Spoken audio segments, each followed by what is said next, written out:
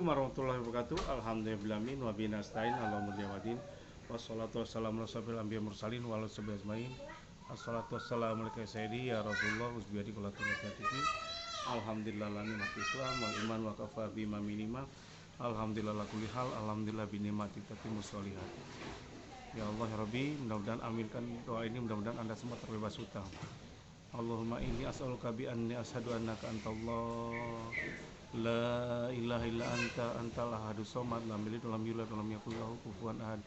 Allahumma inni a'udzubika minal hamdi wal hazan wa a'udzubika minal azzi wal kasal wa a'udzubika minal jubni wal bukh wa a'udzubika min ghalabati daini wa qahri rijal. Ya Allah, aku berlindung dari sikap gelisah dan takut ya Allah. Aku berlindung padamu ya Allah dari sikap malas dan lemah ya Allah. Aku berlindung daripadamu dari sikap kikir ya Allah dan bakhil ya Allah. Dan aku berlindung dari hutang ya Allah dan tekanannya ya Allah. Amin ya rabbal alamin. So, menghadapi ini ada pengalaman dahsyat dari warga SKDA yang sudah lihat YouTube saya channel Ridwan Bali dan IG saya Ridwan Bali /bawah SKDA. Itu cara menghadapi pinjol, alasan online dan yang lainnya, bahkan melawan pengacara hebat pun bisa berani dia, dan akhirnya mundur alon-alon. Kok bisa sih Cap? Ya iya, yang penting apa? Makanya ketika Anda kena masalah ini, pertama tobat, kedua tenangkan pikiran, jangan panik gitu. Kalau panik itu akan membuat hubungan Anda jelek dengan keluarga, kerjaan jadi berantakan, terus Anda juga malu sana sini, Anda melakukan tindakan panik yang akhirnya apa? Menjadikan pidana, perdata sampai pidana, karena hutang piutang itu masalah perdata, tidak ada urusan dengan penjara, polisi dan yang lainnya. Jadi ini pengalaman terbaiknya. Kenapa gitu? Jadi ini pengalamannya seorang yang kena arisan online ini dan juga pinjol ini. Nah kemarin kan saya udah bilang, kalau kita mau menang di satu ini, apalagi arisan online ini, itu ada beberapa orang yang dibawa sampai ke ranah hukum dan alhamdulillah bisa terbebas gitu. Kenapa? Ngikuti cara saya. Caranya gimana? Kumpulkan bukti dulu. Biasanya arisan online ketika kita bermasalah, yang penting tapi ini ya, yang Anda tetap harus bayar ketika kalau memang Anda minjam gitu. Tapi bayarnya apa? Kembalikan pokok gitu. Itu kewajiban kita. Kalau nanti sudah mampu Anda mau ngasih sedekah, itu urusannya Anda, itu bukan urusan saya lagi gitu. Anda dengan Allah gitu. Tapi intinya pokoknya kita wajib kembalikan gitu. Kalau ngemplang itu udah salah.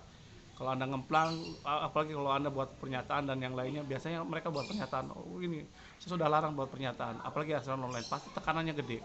Pasti yang main mereka di backup oleh aparat, kadang-kadang oknum-oknum kadang-kadang dulu. Dan mereka bahkan oleh pengacara. Karena seperti itulah terjadi di Bali kapan hari, sampai dipanggil polisi segala macam-macam. Harus takut, nggak perlu takut gitu. Kenapa? Karena kalau Anda tahu jalurnya secara tenang, insya Allah bisa. Ini saya capkan sekali lagi ya. Pertama, ketika Anda ada arisan online, tekanannya keras dan yang lainnya, ingat ya, ketika ditekan segala macam-macam, seluruh mereka membuli Anda segala macam-macam di medsos, di mana-mana, itu Anda screenshotkan gitu. Anda ambil sebagai bukti. Jadi apapun negosiasi tanpa bukti itu percuma. Pelaporan tanpa dua alat bukti dan saksi itu percuma gitu. Itu yang harus Anda lakukan. Ada bukti dan saksi. Ketika Anda didatangi segala macam-macam, buatin video selfie. Kalau kita mereka maki-maki, video selfie aja gitu. Atau keluarga Anda, ini saya selfiein ya, ini saya datang dari ini kedatangan dari arisan online Bu ini sama Bu ini. Karena mereka juga sama ilegal. Arisan online legal nggak legal, kesepakatan ini ilegal itu. Segala macam-macam. Dan kebanyakan itu banyak tipu-tipunya gitu. Segala macam. Dan Anda videokan segala itu sebagai bukti. Ada saksinya siapa? Ada saudara Anda, keluarga Anda dan yang lainnya. Itu siapkan semua. Kedua, pertama, ketika Anda dibully, screenshot jadiin bukti gitu. Kedua, ketika Anda didatangi, dimaki-maki atau di apapun negosiasi, harus ada saksi dan juga yang lainnya gitu. Dan juga ada buktinya, video selfie kalau bisa gitu. Termasuk bank keliling gitu. Ketika maki-maki jadiin bukti sama saksi, buatin videonya. Nah ketika bukti sudah ada, itu mereka sudah masuk bukan hanya perdata tapi pidana sob. Dia pakai pengacara sehebat apapun, dibayar semahal apapun, pasti masuk pidana dan pasti kalah gitu. Yang penting apa? Bukti kumpulkan gitu. Jangan sampai ketika, nah ini tekniknya. Kemarin saya bilang waktu itu ada orang dari SKDA Jember, dia berhasil menegosiasikan, udah dikasih somasi yang ketiga oleh pengacara, salah satu pengacara top di sana ini. Ternyata apa? Mental tuh, mundur pelan-pelan. Kenapa? Karena itu ngikutin triknya saya, kumpulkan bukti, saksi dan yang lainnya. Dan negosiasi kita halus segala macam-macam. Jadi dan yakinkan bahwa Anda mau bayar, tapi pokoknya toh itu dijamin sob, bukan hanya ini, dijamin undang-undang dasar sob. Kenapa? Kita berhak menjalankan sesuai dengan keyakinan kita, itu pasal undang-undang dasar UUD. pasal berapa lupa saya gitu, 28 atau berapa gitu. Jadi itu. Jadi kita berhak menjalankan keyakinan kita. Loh, keyakinan kan iya kan itu bahwa riba kan haram. Itu MUI udah ngatakan gitu. Jadi MUI sudah ada buat fatwa bahwa riba itu haram. Jadi apa? Kita melakukan keyakinannya. Salah nggak salah, sob. Kalau nanti susah sampai ke pengadilan hakim memutuskan lain, biar hakim kena laknat. Nggak berani sekarang pasti berani dia juga berkata ini seperti itu. Jadi Anda menjalankan perintah undang-undang gitu, dan juga fatwa MUI gitu, sebagai umat muslim. Non muslim gimana? Nggak apa-apa, undang-undang aja. Keyakinan Anda di semua agama juga sama, bahwa riba tuh haram gitu, segala macam-macam. Jadi intinya seperti itu. Nah, ketika negosiasi dengan pengacara pun jangan terlalu takut gitu. Saya pernah dulu, saya disomasi pengacara masalah utang dagang. Ketika kita hadapi gini loh, kuncinya hanya takutlah pada Allah. Jangan takut pada makhluk, jangan takut pada manusia gitu.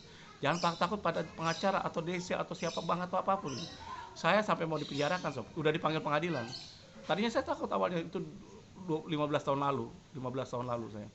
Ternyata apa coba dari narasumber? Ternyata apa? Bisa nego tuh dengan baik. Akhirnya apa? Bisa selesai. Saya negosiasi dengan sahabat saya di kantor distributor nggak selesai. Kenapa? Meskipun itu sahabat saya, karena dia ada limitasinya. Makanya kalau dialihkan ke pihak ketiga atau yang lainnya, jangan takut dulu. Takutlah pada Allah. Kalau takutnya pada Allah, yang lain kecil. Jadi negosiasi kalau mau berhasil, ini teknik negonya. Ketika Anda nego, Anda takut, Anda yang didikte. Tapi kalau Anda mukanya muka datar, gitu, namanya poker face. Kalau orang main, bukan saya ngajarin judi ya. Itu poker face, orang main judi, orang itu nggak ketahuan main poker, orang itu nggak ketahuan kartunya di mana gitu. Jadi kita poker face aja. Datang hadapi poker face datar gitu. Kalau Anda ketakutan, selesai sudah Anda didikte, Anda pasti kalah. Jadi kalau Anda negosiasi takut, pentingnya jangan takut dulu. Tenangkan pikiran, hanya takut pada Allah, yakin semuanya bisa selesai dan yakin Anda mau menyelesaikan. Ketika Anda bermuka mau menyelesaikan, muka Anda jadi kelihatan baik. Jadi Anda baik. Jadi hati turun ke muka gitu. Akhirnya Anda tenang. Ketika Anda takut, wah habis dah. Nah, ini yang dilakukan. Ketika saya hadapi ternyata apa? Contoh, saya utang waktu itu masih berapa ya? Zaman dulu 15-20 tahun lalu, mungkin miliaran gitu. Saya negosiasi dengan itu nggak bisa, minta pengurangan nggak dapat, cuma 5%, 10% gitu. Ternyata dengan pengacara, saya dapat berapa? 50% udah gitu Pak. Sisa 50% utang itu saya balikin lewat barang-barang yang tidak yang stok mati, dead stock namanya. Dulu kan saya distributor belum di stok segala macam-macam di Mimi. Itu saya keluarin juga. Jadi hanya bayar 25%-nya akhirnya. Jadi udah diskon 50%, saya bayar 25%-nya. 25% dipakai diganti oleh barang-barang meskipun barangnya di diskon cukup ya. Stoknya saya hanya bayar 25%. Selesai, tidak jadi sampai kemana-mana. Karena apa? Karena saya ngasih alasan benar.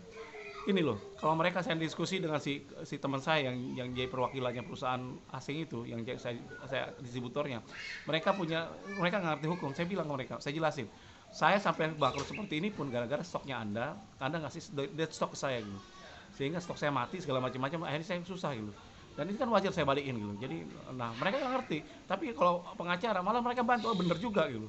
Ini stok saya ada stok 2 miliar. Ini gimana caranya ngabisin stok ini? Gitu. Saya bilang. Akhirnya negosiasi dari stok saya di harga setengah, 50% dari hutang tersisa dipakai untuk ditutup oleh dead stock saya. Ya udah, sisanya saya jual dulu. Jadi dulu saya distributor pakai modal bank itu tadi. Stok saya aja hampir 2 miliar. Jadi manajer saya dulu ketika mereka tidak nyampe target, yang dia lakukan apa? Beli stok gitu supaya dapat bonus. Kalau dapat bonus kan mereka dapat sepertiganya, 30%-nya gitu. 30% dapat dari bonusnya gitu. Saya memang perjanjian seperti itu. Jadi kan apa? Jadi stok saya mati banyak sekali gitu. Ketika saya mau tutup, itu yang bermasalah gitu. Nah, itu yang saya keluarin dulu. Jadi alhamdulillah. Dari situ selesai tuh, tidak sampai ke pengadilan. Nah, ini yang dilakukan warga Jember itu jago juga dia. Yang dia lakukan apa? Dia datengin, dia kumpulin bukti screenshot dan yang lainnya di Facebook, di mana-mana kan dia gina dibully dia. Nah, itu pengacaranya datang, pengacara kan ngerti hukum. Pengacara kalau nggak, pasti dia ngerti hukum, paham hukum gitu. Dan mereka tahu konsekuensinya sampai ke pidana gitu. Dan mereka tahu akhirnya apa, ketika udah sama si Tika ketemu dia cerita segala macamnya bla bla bla, saya akan hukum Anda, arisan online bla bla bla segala macam-macam. Tiba-tiba saya bilang ke mereka si sahabat Pak Nang Hariki bilang gini, Pak, Bapak kan mau ngelaporkan saya ke pidana segala macam-macam, berhak ke pihak berwajib. Saya pun sebagai nasabah, sebagai warga juga berhak kan melaporkan hal yang sama. Nah, ini bukti yang sudah saya punya. Apa saya tidak terhina? Mertua saya dihina, orang tua saya dihina, istri saya, keluarga saya dihina segala macam. Apa ini nggak berat nih pencalonan baik undang-undang ITE? Hukumannya di atas 5 tahun. Bapak mungkin langsung bisa masuk tuh kliennya bapak langsung ke penjara. Kenapa? Di atas 5 tahun ancaman hukuman masuk apa? Masuk penjara, sob. Langsung. Polisi tidak ada nahan-nahan. Ini langsung dimasukin dulu, diproses. Kalau masukin lapor dan itu ketika sudah dilaporkan ke polisi susah ditarik, sob, karena itu deliknya bukan delik aduan. Jiper pengacaranya mundur alon-alon dia. Jadi jangan takut dulu, jangan anggap semua ketika Anda udah mati gaya, mati ibarat udah kartu mati, jangan ini, pasrahkan pada Allah, minta petunjuk. Insya Allah ada petunjuk gitu. Dia juga sama, ketika dia bingung, ternyata dia ngeklik YouTube saya gitu. Liatin, pelajarinya bukan 5 sampai 10 YouTube, sampai 20 sampai 50 YouTube, 20 100 dipelajari. Akhirnya dia ngerti caranya apa? Bisa tenang. Jadi tenangkan dulu hati, yang penting tenang hati. Jadi kalau Allah itu ngasih, kalau kita tobat, kita akan dikasih ketenangan dalam hati kita. Kuncinya ketenangan hati, kita tobat dan ikhlas pada Allah, ridho apa yang diberikan oleh Allah.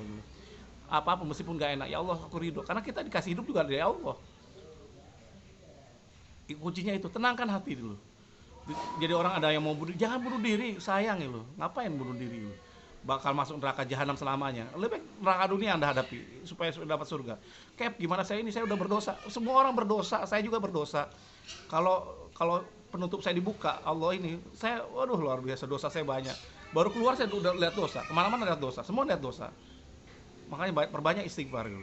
Jadi jangan sok alim gitu. Saya mohon maaf, saya memandang siapapun, meskipun beda agama, meskipun orang gimana, pandangan saya siapa tahu dia, kadang saya menuju diri saya, siapa tahu dia masuk surga dan saya malah susah gitu.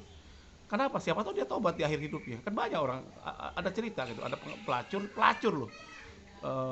Lihat lihat anjing kehausan dikasih air, udah gitu dia meninggal. Ternyata apa? Ini usaha masuk surga. Ada pembunuh 99 bunuh, udah bunuh ke 100 gitu. Ternyata apa coba? Dia datang ke Ustadz, saya udah bunuh 99. Ternyata malah diceramahi yang enggak, kesel dia dibunuh komplit 100. Tiba-tiba dia dikasih tahu orang mau ketemu ulama yang lain, diukur sama Allah, meninggal di tengah jalan. Ternyata dia lebih dekat ke yang mau taubat gitu. Akhirnya apa? Masuk surga. Jadi jangan berputus asa bahwa Anda tidak bisa masuk surga. Bisa siapapun gitu. Dan jangan menjudge bahwa orang itu ini. Saya camkan ya warga SKDA ya, para admin kaptennya. Mohon terima warga SKDA apapun kondisinya gitu. Yang penting dia tidak jahat, dia udah tobat segala macam, apapun kondisinya, jangan menghina gitu. Karena apa? Siapa tahu dia lebih mulia daripada kita gitu. Dan siapa tahu Anda lebih mulia daripada saya gitu. Doain aja kalau Anda lebih mulia di surga nanti, panggil saya sebagai sahabat Anda sehingga saya bisa masuk surga. Itulah makna di SKDA. Jadi meskipun menghadapi pengacara, semua gantungkan pada Allah, selesai semua masalahnya. Demikian dari saya dari Kediri, kaki Gunung Kelut. Ini anak saya lagi berenang tuh, lihat ibu tuh lihat berenang. Kalau salah saya banyak salahnya, kalau kurang banyak kurangnya. Wabillahi taufiq wal hidayah. Wassalamualaikum warahmatullahi wabarakatuh.